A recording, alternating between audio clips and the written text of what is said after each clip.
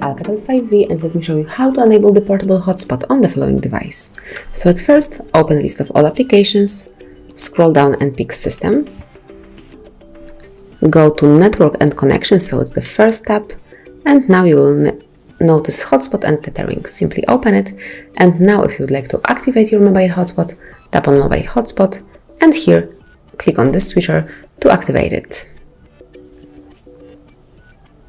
Then if you would like to change the network name or the password, simply click on Setup Mobile Hotspot, and here you can personalize your hotspot by tapping over here. You can delete current network name, enter a new one. Then if you will click on Show Password, you will be able to notice what your current password is. Then you can erase it and enter a new one. You just have to remember that your password must have at least 8 characters. Once the changes are made, simply click on Save, wait a short while, and that's it. Your personal hotspot is on, it's active, you can share your internet with some other devices, and also it has the new name and the password. If you would like to switch it off, simply click on the switcher.